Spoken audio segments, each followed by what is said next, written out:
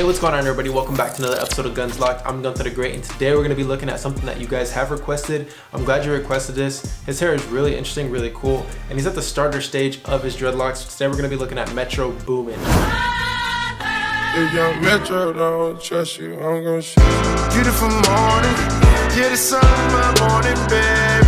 Now, if you guys do not know Metro Boomin, he's an artist, makes music, very popular. Let's jump into his dreadlocks and get straight to the point, because this will help out people who are starting their dreadlocks kind of see what kind of hair texture he has, the methods he chose to get his dreadlocks. So if you like them, it's easy for you guys to actually follow his methods and get your hair exactly the way that he has them. So first and foremost, when it comes to Metro Boomin's hair, it does look like he does the twisting method, twisting with gel. And the reason he does that is because his hair is probably like a 4C or a 4B. It's very easy to do your hair in twists with gel or comb coils, which comb coils is just using a comb to do the twist instead of your fingers, which I prefer comb coils if you're gonna do twists with gel because it turns out a little more cleaner. That's why you can see like the shine on his hair, because shine, like I said before, is when the hair all goes in the same direction. That's why you see like people on commercials or like girls who have long straight hair and it's all going in the same direction, it gets a shine to it. Now, one thing I have noticed about Metro Boomin is that he does look a little different when he doesn't wear his headband or a bandana. So like in this picture, he has his hair kind of to the side, kind of like an Odell Beckham kind of vibe, or like a little Uzi Vert kind of thing, and his hair looks a little more messy now in this picture compared to the picture before. And that's just because of maturity. With dreadlocks, they start out looking really neat, really nice, and then with maturity, they kind of go through a rough stage. People call it the ugly stage. Just look at it as a growth period, and then your hair might look a little weird or not the way that you want it to, but just know that it's going to get to where you want it to eventually. That's kind of what his hair is doing right here. When it comes to the ugly stage, or the stage that you don't like, you have to make sure that other people think that it's intentional that your hair is in that stage, and that's how you want to wear it. So style it how you want to, like he is doing, like he kind of has it at the side. He's just like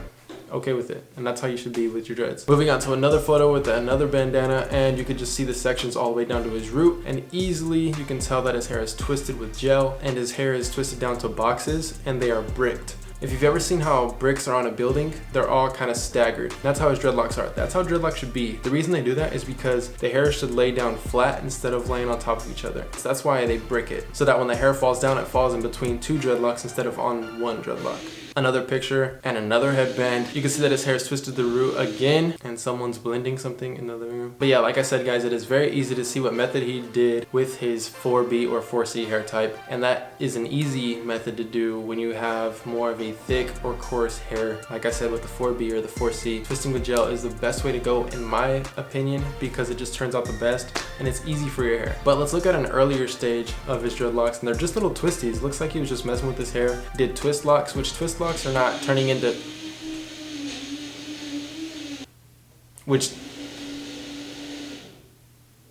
twist locks do not turn into dreadlocks unless you leave them in there for a long time, and they're kind of just going to look like a freeform. But with this method, it's just twisting and they turn into locks, and they're not necessarily locking, but they just stay there because you twisted them, and that only works with thick and coarse hair. So you can't really try this with straight hair or wavy hair. It's only with like the 4B 4C hair type. And of course you could do it with like later 3s or early 4s. It will hold itself together, but it'll be a little thicker than what it looks like in this picture. But this is the birth of his dreadlocks right here, and he kind of had that nappy look for a little bit, and then eventually just grew out of it.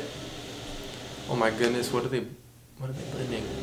This is why I need my own place, y'all. Coming soon, 2018. Hopefully you guys are ready. But that is pretty much his whole dreadlock process, dreadlock journey. Hopefully you guys did enjoy it. If you guys did, give it a thumbs up. Also subscribe, we're on the road to 70K. And then after that, we're just gonna shoot to 100. Actually, let's shoot to 100 right now. Subscribe if you guys haven't already. Also go check out my main channel where I vlog every single day. And I'm doing a really awesome series, so go check it out. Hopefully you guys did enjoy today's video. I'll see you guys next time. Peace.